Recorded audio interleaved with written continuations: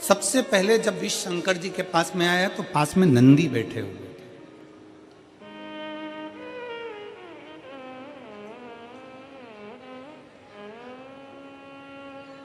शंकर जी के सम्मुख में नंदी बैठे थे। जैसे ही देवता विष का कटोरा लेकर आए तो नंदी उठकर खड़े हो गए। नंदी उठे, खड़े हुए,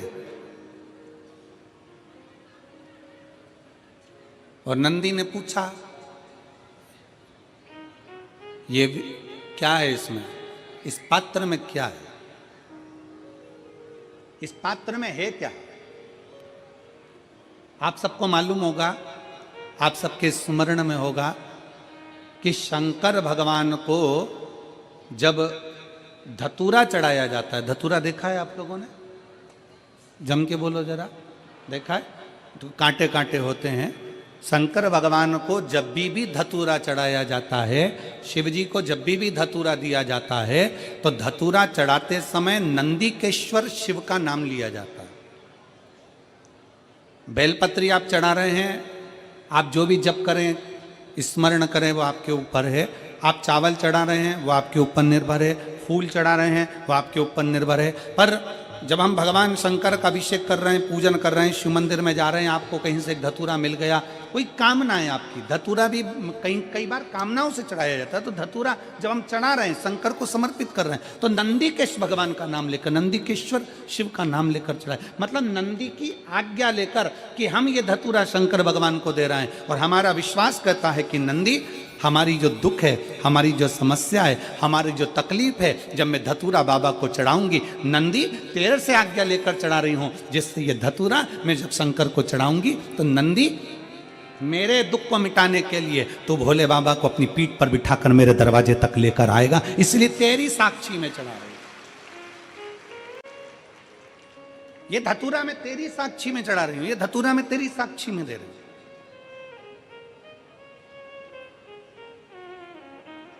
धतूरे का जो पुष्प है, उसको 2 जगह पर समर्पित किया जाता है। 2 जगह। एक, धतूरे का पुष्प जहां भगवान शंकर का जल चढ़ाने जाते हो, पूजन करने जाते हो, स्मरण करने के लिए जाते हो, वहां अशोक सुंदरी वाली जगह पर धतूरे को, फूल को समर्पित किया जाए। एक। दूसरे नंबर का धतूरे का जो फूल होता है, 2 फूल जब हम समर्पित करने जा रहे हैं, तो एक अशोक सुंदरी वाली जगह पर, फूल का जो मुख होता है,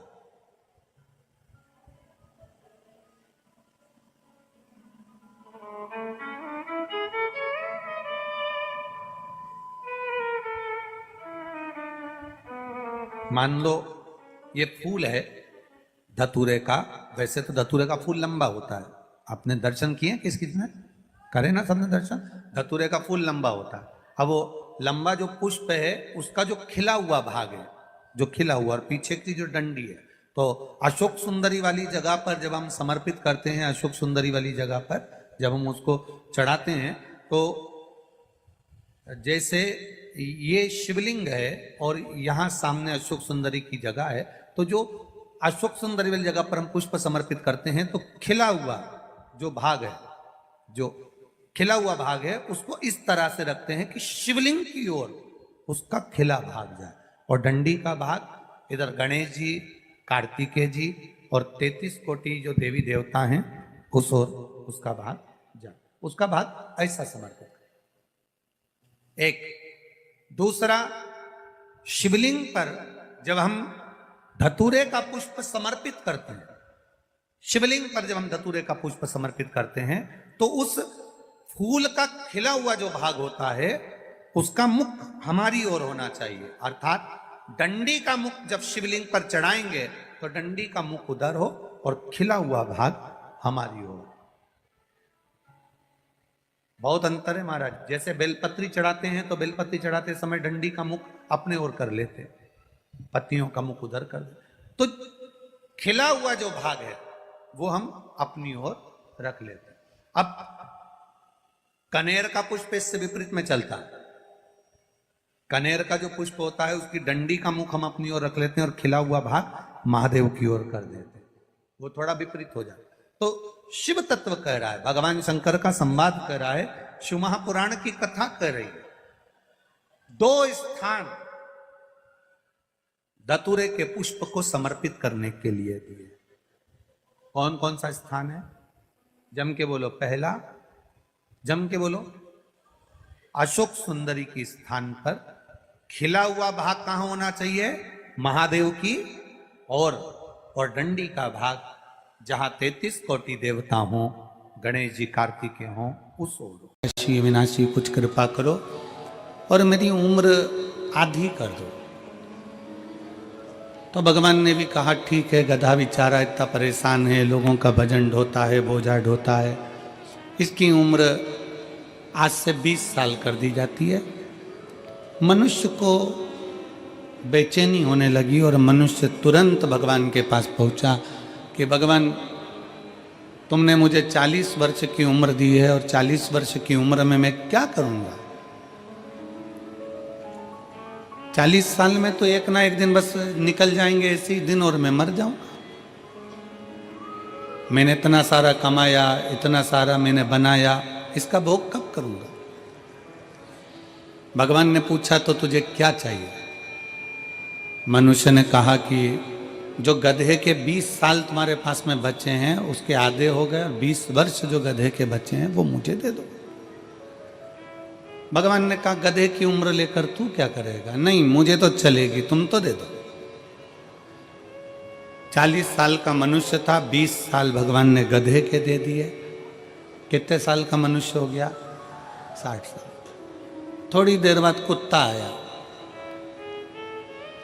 और कुत्ते ने भगवान भोलेनाथ जी से कहा बाबा मेरी 40 साल की उम्र, दरवाजे पर भोंकता रहूं, झूठन चाटता रहूं, चिल्लाता रहूं, दुम हिलाता रहूं, दरवाजे के बाहर पड़ा रहूं, मेरी उम्र कम कर दो। भगवान ने कहा कितनी कम कर दूं? बस आधी कर दो। भगवान ने उसकी उम्र 20 साल कर दी। कुत्ता 20 साल का हो गया।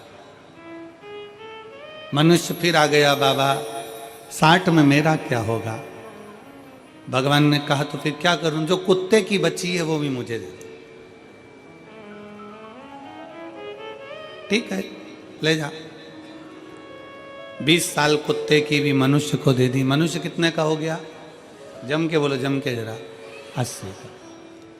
थोड़ी देर बाद उल्लू आ गया। उल्लू ने भगवान से कहा बाबा मैं 40 साल का और मेरी जिंदगी पेड़ों पर टंगे टंगे रात भर जगते जगते निकल जाए, ऐसी उम्र का मैं क्या करूंगा? मुझे सोने को ही नहीं मिले, रात रात भर जगता रहूं, चौकीदारी करता रहूं, ऐसी उम्र का मैं क्या करूंगा? मेरी उम्र आधी कर दो। भगवान ने कहा ठीक है उल्लू, आज से तू 20 साल का। थोड़ी देर बाद मनुष्य फिर आ गया और उसने भगवान से कहा हर हर महादेव। भगवान 80 में मेरा क्या होगा? भगवान ने कहा उल्लू की बची है तो क्या चलेगी, ले जा। कितने का हो गया? 100 का। मनुष्य की असली उम्र कितनी है? 40। 40 साल वो जितना एंजॉय करता है, 40 साल में वो जितना विद्याध्ययन करता है, 40 साल में वो जितना अच्छा दिखता है, 40 साल में जो वो उन्नति की सीढ़ी पर चढ़ता है, 40 साल में जो खाता है वो पच जाता है, 40 साल में कैसे भी वस्त्र धारण कर ले तो भी सुंदर नजर आता है। 40 साल की मनुष्य की जो उम्र है वो श्रेष्ठ उम्र। और 40 के बाद किसकी लगी है? जम के बोलो, गधे के। जैसे ही 40 से 60 की उम्र में आता है और गधे की उम्र जो चालू होती है तो बच्चे का विवाह करना है, बेटी की शादी करना है, मायरा बनने जाना है, कंधे पर बोझ बोझ बोझ बोझ बनता चले जाता है। मकान बनाना, दुकान बनाना, फैक्ट्री खोलना, बच्चों को लायक बनाना, ये बोझ उसके कंधे पर चालू हो जाता है। क्योंकि उम्र किसकी है? गधे। तो गधे जैसा उसको बोझा ढोना पड़ता। अब 60 तक तो उसने बोझा ढोया, 60 के बाद में फिर उम्र किसकी लग गई? कुत्ता की। 80 की उम्र में आया, 60 से 80 की उम्र में जैसे ही आता है और कुत्ते की जब उम्र लगती है तो अपना कमरा छोड़कर उसको हॉल में पलंग डालकर रहना पड़ता है। घर के लोग भी कह देते हैं ये कमरा मैं बच्चों को दूंगा, मम्मी तुम्हारे पोता पोती का कमरा है, ये वाला कमरा इनका है, वो कमरा उनका है, तुम हॉल में रह जाना। 80 की उम्र आती है तो बाहर दरवाजे के पास में खटिया डल जाती है, पलंग डल जाता है, कुर्सी डल जाती है। 80 की उम्र और वहीं बैठे बैठे पूरी चौकीदारी होती है। जैसे कुत्ता दरवाजे पर रहता है वैसे 80 की उम्र में अपने को रहना पड़ता है। 80 की और 80 की उम्र जैसी पूरी होती है फिर किसकी उम्र लग जाती है? उल्लू की। अब कई माताएं कहती हैं गुरुजी हमको नींद नहीं आती। हमने पूछा कितने साल के हो गए तो कहा 85 के। कोई भाई करे कि गुरुजी हमको नींद नहीं आती। हमने पूछा कितने के हो गए? 83 के। अब उनको कौन समझाए कि 80 से 100 के बीच की जो उम्र है वो उल्लू की उम्र है। तुम कितनी भी नींद की गोली खा लो, रात को 2 बजे से लेकर 5 बजे के बीच में तुम्हारी नींद खुलेगी जरूर, क्योंकि तुम्हें उल्लू की उम्र लगी है। उल्लू की उम्र लगी है तो वो खुलना ही है।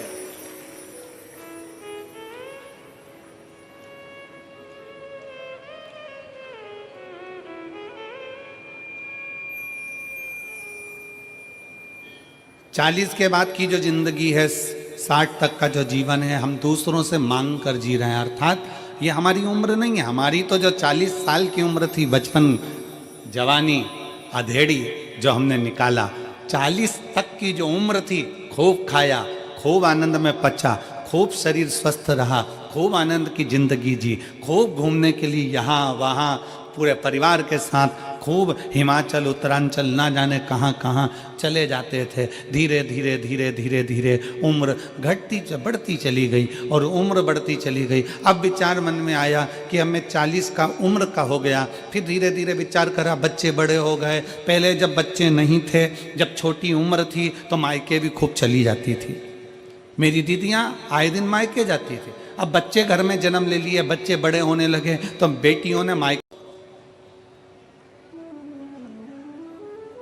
भगवान शंकर नेत्र बंद करके बैठे हुए थे। मां पार्वती मैया का आगमन हुआ। माता पार्वती जी का आगमन हुआ और देखा कि देवता बड़ा मीठा बोल रहे हैं, बड़ा मीठा। और बोलो मीठा। मीठा बोलने के लिए तो हमारा शास्त्र भी कहता है कि जितना बन सकता है उतना मीठा बोलिए, जितना प्रेम से बोल सकते हो उतना प्रेम से बोलिए। हमारा शास्त्र भी वर्णन करता है। और मनुष्य का शरीर मिलाई काय के लिए है कि अच्छा खाओ और अच्छा, जम के बोलो जरा, अच्छा खाओ और अच्छा बोलो। वो एक बचपन में हम हमारे बच्चे लोगों को पढ़ाते थे तो बचपन में एक पोयम चलती थी, मिट्टू मिट्टू तोता डाली ऊपर सोता, हरी मिर्ची खाता। इधर चलती है कि नहीं चलती है? अरे बोलो तो जम के, चलती है। छोटे छोटे बच्चों को विद्वत्ता प्रबल होना चाहिए कि हम कितना मीठा बोले, हमारी मिठास क्या हो, हमारे शब्दों की वाणी का प्रभाव क्या हो। हम मीठी वाणी कैसे बोल सकते हैं, हमारे भीतर के शब्द कैसे होना चाहिए। अपनी शब्दों की मिठासता का स्मरण रखें। शंकर भगवान के सम्मुख में एक कटोरा विष का आ गया, विष का कटोरा। शिव जी के सम्मुख में एक विष का कटोरा आया और शंकर भगवान की साक्षी में जब विष का कटोरा आया, सम्मुख में जब विष का कटोरा पहुंचा, शंकर भगवान प्रसन्न थे पर मां जगत जननी जगदम्बा दुर्गा भवानी की आंखों में जल था। मां जगत जननी के नेत्रों में जल भरा हुआ था। मां जगदम्बा के नेत्रों में जल भरा हुआ था, मां की आंखों में जल। और माता की आंख में जब जल भरा हुआ था, नेत्रों में जब जल भरा हुआ था, फिर पूछा नंदी ने, मां, नंदी पूछ रहा है, ए मां,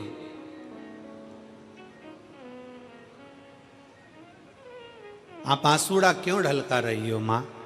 आपके नेत्रों में जल क्यों है? किस लिए?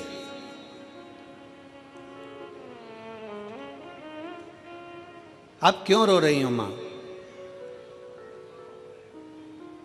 पार्वती जी कहती हैं कि शंकर भोले हैं, मैं अपने पति को जानती हूं, उनका एक नाम भव है, भव। शिव जी का एक नाम भव है, और भव का मतलब है कि दुनिया में किसी को दुखी नहीं देख सकते वो। अगर आप तकलीफ में हो और शंकर को पुकार रहे हो, शंकर को एक लोटा जल चढ़ा रहे हो, तो शंकर भगवान को आना ही पड़ेगा, कोई उनको रोक नहीं सकता, शिव आते ही हैं।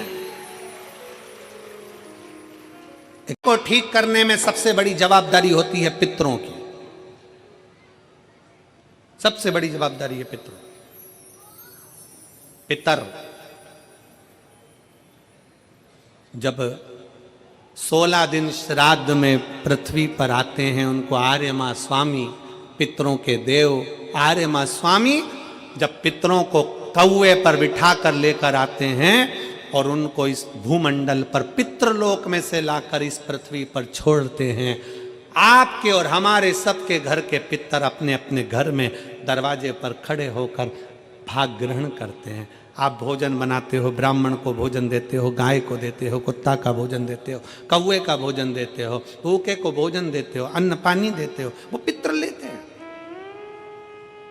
कितने दिन लेते हैं? जम के बोलो जरा, 16 दिन।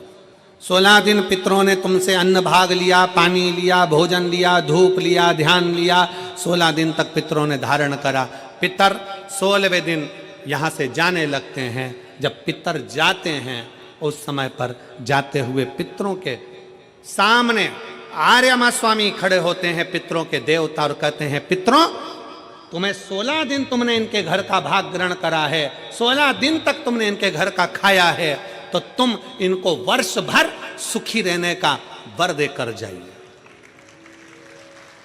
वर्ष भर सुखी रहने का वर देकर जाइए, इनका घर का माहौल ठीक कर कर जाइए, इनके घर की अशांति मिटा कर जाइए, इनके घर में सुख समृद्धि देकर जाइए। ये आर्य मां स्वामी कहते हैं, पितरों के देवता कहते हैं।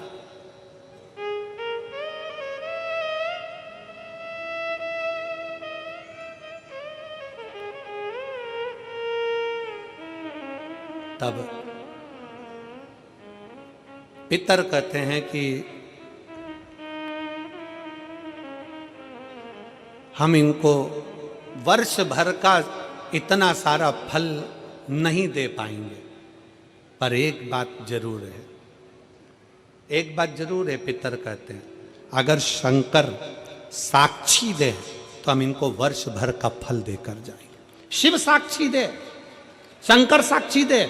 इसलिए शिव महापुराण में लिखा है, मंगलवार का व्रत कर लो, शुक्रवार का व्रत कर लो, गुरुवार का व्रत कर लो, बुधवार का व्रत कर लो, चतुर्थी का व्रत कर लो, सारे व्रत दुनिया के जितने व्रत होते हैं, तीज, चतुर्थी, छठ, जितने व्रत करना है कर लो। सारे व्रत का फल देवता कब देते हैं? अगर देवी का व्रत करोगे तो भी शंकर के बिना वो फल आपको नहीं मिल सकता, बृहस्पतिवार का व्रत करोगे तो भी शिव के बिना नहीं मिल सकता, शुक्रवार का व्रत करोगे तो भी शंकर के बिना नहीं मिल सकता। सारे व्रत का फल कब मिलता है? किसी भी देवता का व्रत करो पर फल कब मिलेगा? जब शंकर भगवान की आज्ञा होगी, क्योंकि मृत्यु लोक का देव अधिदेव महादेव है। ब्रह्मा जी ब्रह्मलोक में, भगवान विष्णु वैकुंठ लोक में, इंद्र इंद्रलोक में, गरुण गरुण लोक में, वरुण वरुण लोक में, मृत्यु लोक का देव है देव अधिदेव महादेव। अगर किसी देवता का भी व्रत करोगे, फल पहले शंकर जी से पूछा जाएगा, तब दिया जाएगा। शिव की आज्ञा बिना कोई फल भी नहीं मिलता। पितरों ने कहा, अगर शंकर हाजिरी दे, शंकर अगर कहें तो हम दे दें। आर्य मां स्वामी पितरों को लेकर शिव जी के पास पहुंच गए। पूरा पितरलोक खाली पड़ा हुआ था, पूरा पितरलोक खाली। बाबा के धाम कैलाश में पितर खड़े हुए हाथ जोड़कर विनय कर रहे हैं, शिव जी ने पूछा आर्यमा स्वामी से, आर्यमा आज सारे के सारे पितरों को लेकर तुम यहां आए हो, क्या बात है, क्यों आए हो? आर्यमा का कहना है बाबा, पितर अपने अपने घर के माहौल को सुधारना चाहते हैं, शांति देना चाहते हैं, लक्ष्मी देना चाहते हैं, समृद्धि देना चाहते हैं, वैभव देना चाहते हैं, वंश की वृद्धि करना चाहते हैं, पर आपके बिना यह संभव नहीं हो सकता। पितर क्या चाहते हैं? बाबा अगर हमारे पूर्वज, पितर कहते हैं अगर हमारे घर के लोग, परिवार के लोग अगर आपके शिवलिंग के ऊपर एक लोटा जल अगर चढ़ाएं तो उस जल का एक अंश हम पितरों को मिले, और जब हम पितरों को मिले तो उस दिन हम हमारे वंश के लोगों का घर का कल्याण कर देवे, बस इतना वर चाहते।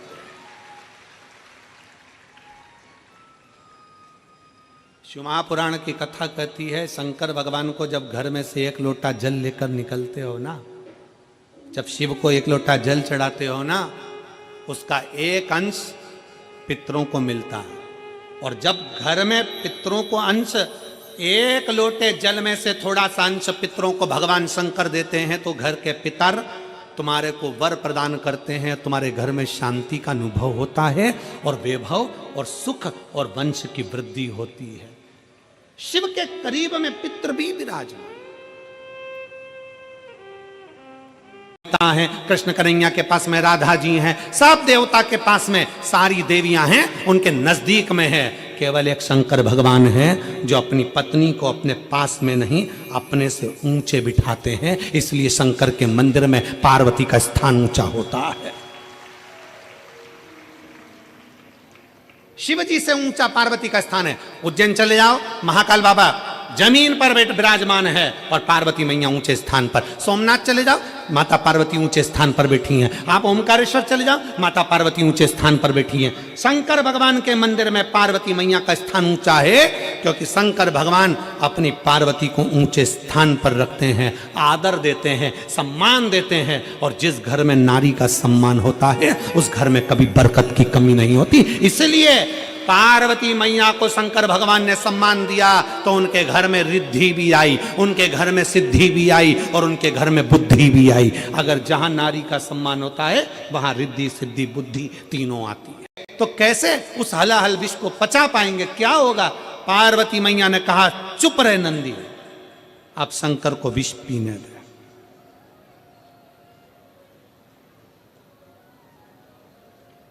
अब पीने दे।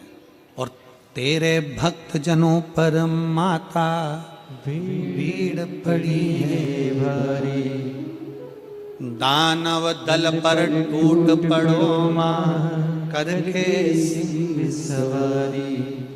सो सिंहों से तू बलशाली, अष्ट भुजाओं वाली, दुखियों के दुख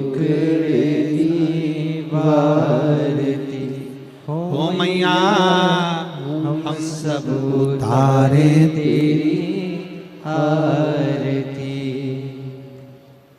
माँ बेटे का है इस जग में बड़ा ही निर्मल नाता, माँ बेटे का है इस जग में बड़ा ही निर्मल नाता।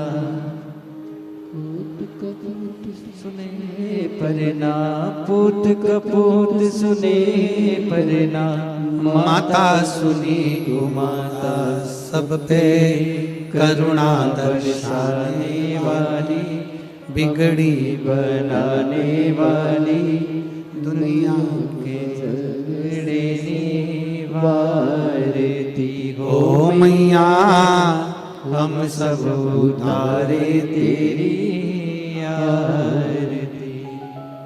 मां कही, अब शंकर को विष पीने दो, शिव को विष पान करने दो,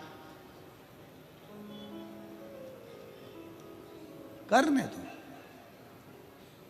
विष पीना है, पिए, शिव को विष का पान करने दो, पीने दो। शंकर विष पिए, पीने दो विष का। तो क्या शंकर रहेंगे? नंदी के शब्द हैं। पार्वती जी कहती हैं, नंदी तो चिंता मत कर।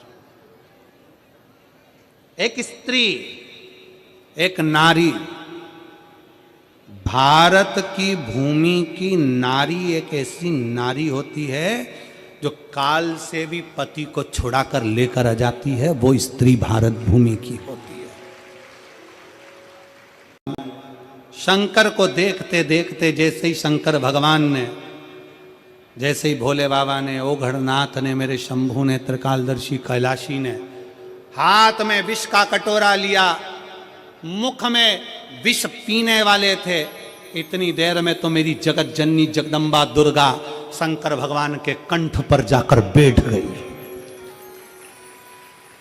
माध्य शक्ति भवानी मां दुर्गा शिव के कंठ पर जाकर, शंकर के कंठ पर जाकर जब बैठी, शिव के कंठ पर जब मां भवानी विराजमान हो गई, विष हलाहल बाबा देवाधिदेव महादेव पीने लगे, हलाहल विष।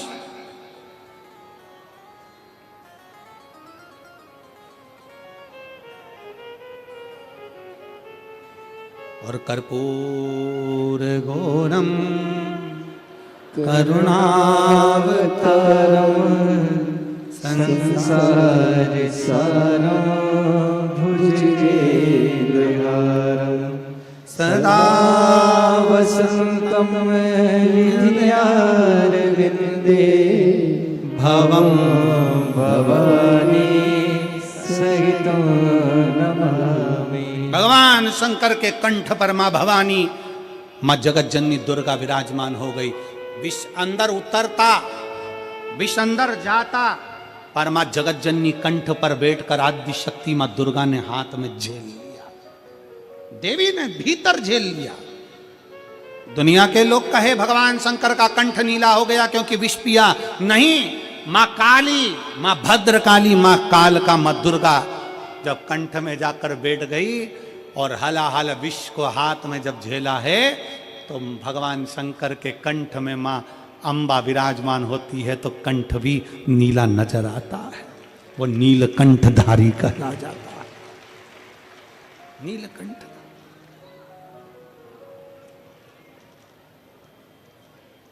स्वयं शिव विराजे हैं, स्वयं शंकर, ओगड़दानी शिव विराजमान। कंठ में माता पार्वती जी विराजमान हो गए। हलाहल विष अंदर पहुंचे नहीं, गले में कंठ पर झेल लिया, कंठ पर झेला है मां, कंठ में जाकर विराजमान होकर हलाहल विष को झेल रही हैं, कंठ के अंदर विराजमान होकर झेल रही हैं।